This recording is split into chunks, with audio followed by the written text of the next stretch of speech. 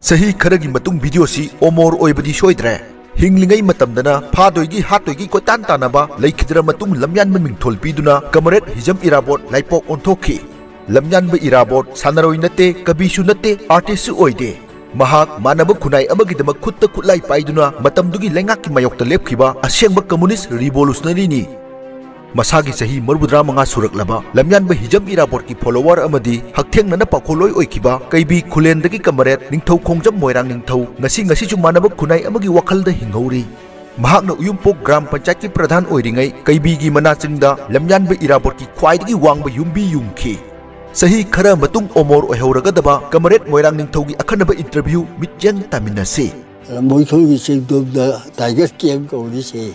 Kaibi La Way. Lilin Rusda Lang and Zagata Porqua, Kadagi Man, Naira in and Kaiwun say Lians I today. Red Guard Army, Sihi training, Kamina Tawikananapi.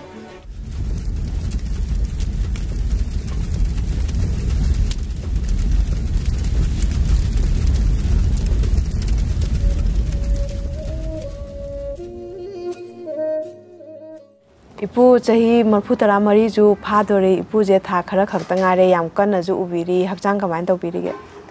Haksan had the Carvus on the enemy. Kogi Lamian Bahizam Irabota, Muwangja Laksarage.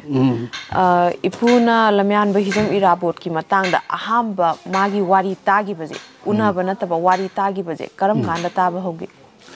Zeki Shake Taba a day, however. Aduga ahamba thengna bajina kam kanda thengda badi khaibo si adugi wa hoda man injin mane adana silota je thagba bato je le tho bawda man pusahan na kasa asabda do leibi to hoi adudagi thorok podagi khulak khudegi satla mage khudegi satla dambolo ayamba khaibo ahama horok pamna bodo to Adude I tell about idea like Sutam Ahli Tawaya Sata that the Yoxum in Aba. Congra was a shed potato, Pajoma Number the Kaya Quai was a Uloda. Uloda. A coach of the land board to give my moment to go I live in Kayava. I did I Panata see be our ever. And the Uloda Kama to the Pudo got the hill. Number the Saketo Sakitaki Biro at Oil about the key. Atudi Ipuga Lamian Baga Unagibaze. Karam Kanda. Aiga Unagi City Cribona Lartida Jalmestala Mahabali Mayana Tajiba, one baggy war, one labor, Yachugi. Torba the Lebedo. To the cry was Yum Sadre Layabaco. My Cantava Yum Masama in a Copoli. I do the get a Hangana Kangba Hore. Lamian Bana Akoi Burma Romda, Zakiba Matamda, Aroiba Unagiba Mapam Jesida Kaibi, Manaching Zitani Haye. I go Nakiba de Arroyo High Tide. But I will she came laying ever came lay there. Kadaida Lamoiko is a good the Tiger came go this way. They will allow away. I say came lady. As a coil leader say so, I am very far ever. Toxum, Taboro, Bahito, and Mahindra. Taiwo below it, the Rosa Matang so party there. I think it took around Kogi, but I get I go for the far. I might told the year. I want the Andro. No Poki by Kugan, a coach Soga. Said that paper list the Labla, Sala Coach was quite well and be high tide.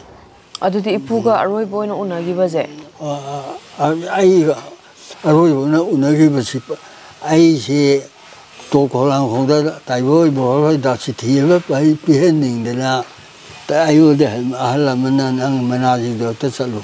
High of the law.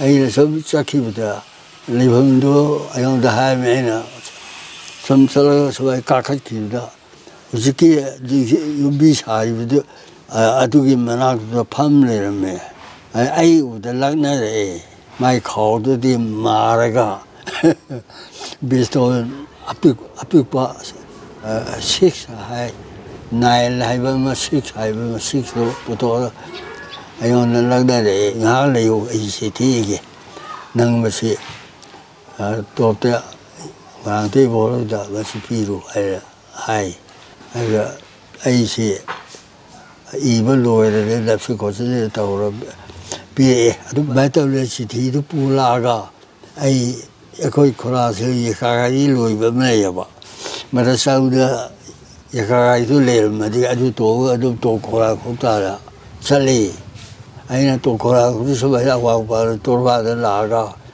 ꯇꯥꯏꯕꯣ ꯍꯣꯏꯒꯤ ꯌꯨꯝꯗꯨ ꯆꯪꯕꯗ ꯃꯣꯏꯒꯤ ꯑꯍꯜꯗꯨꯁꯨ ꯁꯨꯝ ꯆꯠꯇꯅ ꯂꯩꯔꯝꯃꯦ ꯇꯥꯏꯕꯣ ꯂꯩꯕ ꯆꯪꯉꯨ ꯍꯥꯏ ꯑꯗꯨꯒꯗꯤ ꯑꯩ ꯌꯧꯁꯤꯟꯈꯤꯕꯗꯗꯤ ꯑꯩꯈꯣꯏ ꯀꯣꯃꯦꯟ ꯃꯌꯥꯝ ꯆꯥꯛ ꯆꯥꯃꯤꯟꯅꯗꯨꯅ ꯂꯩꯔꯝꯃꯤ ꯑꯗ ꯑꯩꯁꯨ ꯁꯤꯜꯂꯛꯇ ꯆꯥꯃꯤꯟꯅꯔꯒ ꯆꯤꯊꯤꯗꯨ ꯄꯤꯔꯝꯃ ꯑꯩ ꯍꯜꯂꯛꯄꯗꯤ ꯋꯥꯗꯅꯦꯕ ꯑꯗꯨꯗ ꯑꯁꯨꯃꯥꯏꯅ ꯇꯧꯕꯗꯒꯤ ꯑꯩꯅ ꯈ꯭ꯋꯥꯏꯕꯧꯅ ꯄꯟꯆꯥꯌꯠꯀꯤ ꯃꯔꯝꯁꯨ ꯁꯨꯝ ꯂꯤꯕꯤꯔꯝꯕꯗꯨꯗ ꯄꯟꯆꯥꯌꯠ ꯂꯥꯛꯀꯅꯤꯗꯣ ꯑꯗꯨ ꯇꯧ ꯍꯥꯏꯗꯨꯗ ꯄꯟꯆꯥꯌꯠꯇꯨ ꯂꯥꯛꯑꯕꯗꯨꯗ ꯑꯩ ꯑꯃꯨꯛꯇꯪ ꯁꯦꯕꯥ ꯐꯪꯖꯤꯟꯗꯅ ꯂꯦꯞꯄꯛꯑꯦ ꯑꯗꯨꯗꯤ ꯑꯩ ꯂꯥꯏꯕꯛ ꯊꯤꯗ ꯑꯅꯤꯔꯛ ꯐꯥꯎꯁꯦ ꯑꯩ ꯀꯥꯗꯦꯕ ꯑꯗꯩꯗꯤ ꯇꯥꯝ 5ꯔꯛ ꯁꯨꯕꯩ ꯇꯥꯝꯗꯨꯗ ꯑꯩꯁꯤ ꯑꯩꯈꯣꯏ ꯃꯤꯁꯨ ꯈꯔ ꯌꯥꯝ ꯂꯦꯞꯄꯣꯏꯗꯨꯗ ꯑꯩꯅ ꯃꯥꯏ ꯄꯥꯛꯑꯦ ꯃꯗꯨ ꯇꯧꯕꯗꯒꯤ ꯑꯩ ꯊꯃꯣꯏꯗ ꯈ꯭ꯋꯥꯏꯕꯧꯅ ꯍꯥꯏꯔꯝꯕꯁꯤꯡꯗꯨ ꯅꯤꯡꯁꯤꯡꯉꯛꯇꯅ ꯑꯩꯈꯣꯏ ꯇꯧꯃꯤꯟꯅꯕ ꯃꯌꯥꯝ ꯏꯊꯛ ꯊꯣꯡꯕ ꯌꯨꯝꯂꯦꯝꯕꯝ ꯀꯨꯂꯥ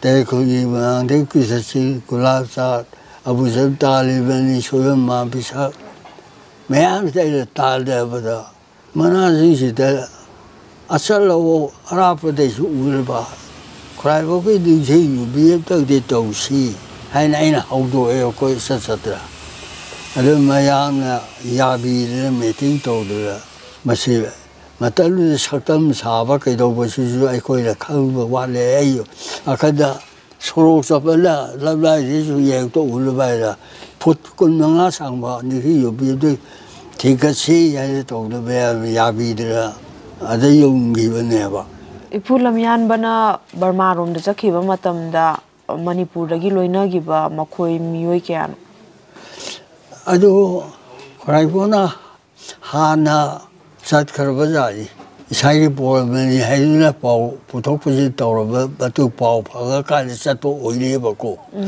ꯎꯟꯗ꯭ꯔꯣꯗꯁꯨ ꯀꯣꯟꯅꯁꯛ ꯌꯥꯝ ꯂꯩꯌꯦꯕꯀꯣ ꯑꯩꯈꯣꯏ ꯁꯣꯝꯗ ꯃꯇꯨꯡ ꯏꯟꯈꯤꯕꯁꯤ ꯑꯩꯈꯣই ꯁꯣꯝꯗꯩ ꯃꯤ 9ꯅꯤ ꯏꯝꯐꯥꯜ ꯃꯅꯨꯡ ꯍꯥꯏꯇꯥꯔꯦ ꯀꯩꯁꯥꯝꯄꯥꯠꯇꯒꯤ ꯊꯥꯡꯖꯝ ꯕꯥꯕꯨꯅ ꯏꯃꯥꯟꯅꯕ ꯑꯃ ꯑꯗꯒꯤ ꯀꯣꯡꯕ ꯂꯥꯏꯁ꯭ꯔꯝ ꯂꯩꯀꯥꯏꯒꯤ ꯃꯃꯥꯡ ꯀꯣꯡꯕꯒꯤ ꯊꯣꯡ ꯑꯋꯥꯡꯊꯪꯗꯨꯗꯒꯤ ꯂꯣꯡꯖꯝ ꯒ꯭ꯌꯥꯟꯅꯦ ꯍꯥꯏꯕ ꯑꯃ ꯃꯣꯏꯅꯤꯁꯤꯅ आधा बहुत तबूदो रिश्ता तरुबगी तबगने है बर्मादा बर्मादा कोई कोई नहीं माना मत नारुप तक की बवाई उन्हें मी कौरे अहुम ममा साले अरे कोई सोंगी कल पूरा कबूदे जो खल ये को पब तो लाएगा याव ये था कोई सोंगे मोहन निपाल चले पुकाओ हल्दुप तकी योब्यान तो माहिबा अदगी उयुपो अवार कायदगी कोन्यंग अमुबी हाइबा अदि इसा हाइलगी तो बे मयाम हन उयुपो की चौबी मा अदि लबोय खुलगी अवार कायदगी वायम खोजो अदि तेरे खुलगी वायखोम कुला अदगी दंबगी युब्यान खंदे इमानबने नबा कईबीदगी वाघराप बदबंगोल लोकसा कईबीरसां खोदगी हरम अंगोमनि पाल बेसले अखोइदगी लमदां साक्ष पिजदला तसौली बानिना तवरका सखिबदी ओय इपु अखोगी रेड कार्ड आर्मी हाइजे करिनो Basi cái lối này sebenarnya organisasi tahu lah kan kalau saya tahu apa kan harus tahu apa kamu sih masihnya Rusia ki matok tu masih aku sekolah bayar si training tu sekolah sih lah memang haigal kalau sih ayah dari dah kayu sih dah aku sudah ayah benar ni berai ti leva aku jadi tu lak tu sih lah label lah basic buat pembayar tersebut Kona wani watai tai ba koi kai bi ki thangyam to ba la sam thama ngo ade wa ga pam to ma mo ji di ka tho ba anya ta le ba koi so li da le ba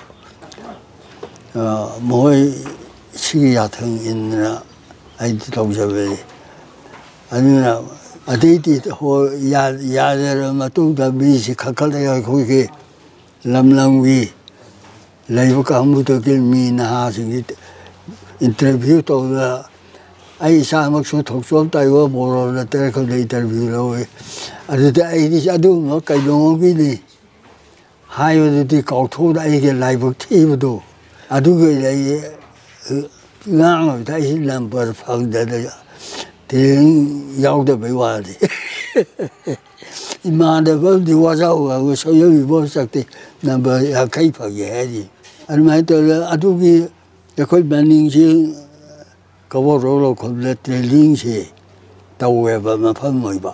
Ada dah sebab ada na, macam dah samai pernah pali pagai lagi.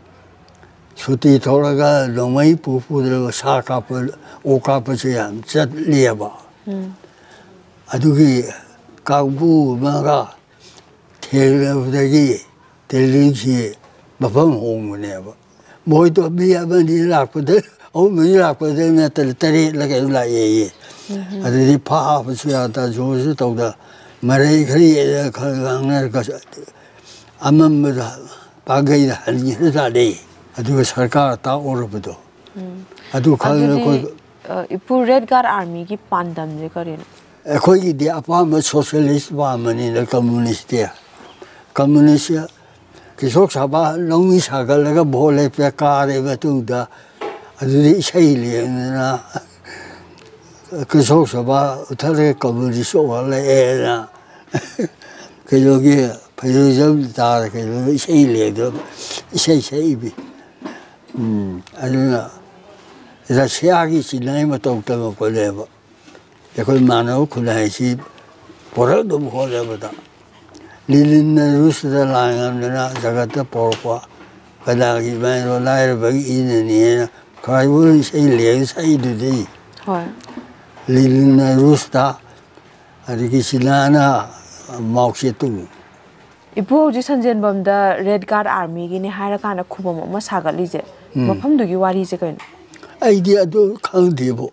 I know the whole day no way lack with the key, Coco at home. Mai thi ki ba du di tai ko asi si da kamre da hun lai ki ta ba ngorang ko mu sa ha ta di boy ka di il le da ko do mai ba ma bi sal da ba so wai ba ma ko ve la hun ma thai ma gi no mai na pa sa ya le le ba a do mai to ho yao de shwai si da a so lai yang phở ta bị hay là kiểu mà ta bị ăn gì đó mà ta biết coi tài kem này đấy. Ipuna housing mana chingi khoi gi Iraput Memorial Trust hodo ki baje. Kari wa khalon dagi kamaina hodo ki ban. Ai khai wo chi de dam ai lu chi jabali na mai ning ching yum bi mo na. Hai ba sam ba mai sam tàu giấy ki ba li da. Adi di sum amaga ba ka lu chao thok tro ji ti e be le su ka da wi da phaja ka ji thi ka dra ya I thawai wa da le ri ka ma ka yo se am ka mai to ka mi se thi de lo si kai do si ke ai u ji so khali la ha sing da chau da le de to su am de kai do hai lo ai nu ai te le khal le ri Adudi Ipuna Pakhali je mathak ta kakhalaga nisanu sa chaba fata hodi mixat thiba la kadra shi ai wari ipuna lamyan ba irabot ki matung ilakanda mahaki paumi oina thabak tawra kanda amadi comrade mayam ama pulla kanda lamyan bagi manglan manaba khunai lomi shinmi na pan ba khunai haibagi mahaki wakhalondo ngasi gi manipur asitati kayam chanari na lobi aidi asumba phaba mai soidin sarani haina thajaldana adum leidi haiba tabak thawong matawsida khuraibon se adum selede leili hena khali anjil haina balayabko nong pokchi khaila bana lan mo go rodi te go lohum yana ni gai go aji pauthak leide hoi adiki khona mai pa ba matamda nong poktabi samu ngobo tongna khuraibon se lakani haibu wari leine bangi kainoni matabluta lepaksi miam se loi lungai ni ai pani asum satchali haibu wari mirakta aji leile basi masuba mangla loi tori bra aide mahai sali soide torkaji hai thaje bale ipuna angang oiringai naha oiringai uramba langmaidong asidi uba phangidre matamdugi leiramba ising nungsit ki phibam asidi hu chenbe ising nungsit haibadu oire marak sida ahongba mayam gi marak sida manaba khunagi manglan ama ipuna ngasi ju mangbiri haibadu thajaba ma thambiri haibado tabada na su khoida ju yam chawba pangaldi oi taban ngai bra mangla no mong phau na bane ipu khuna jungai jari phaje ipu red guard army je sihi training je kamaina tawi kanana pi asi si maru thokchol ta de boroli ne adige ngangom indro ni asi makok se mo si ne ba naron mayam se yang gre ya khol pududa ate te wari chila sai wari si thabo ne tor se na anya takna na la ko de gi lahana ngabdil la pa hai tu ta de meti ai ti yaw de ko ti ga to de la tum ling da ka ni la nga tra ayam na lai ba ko pau i si phai la pu yen de meti ai ti yaw de ba gang so ba ai ji hai ba thang jam to ba thang jam to ma hai ba ma ma si ba ma ge lo yon to ga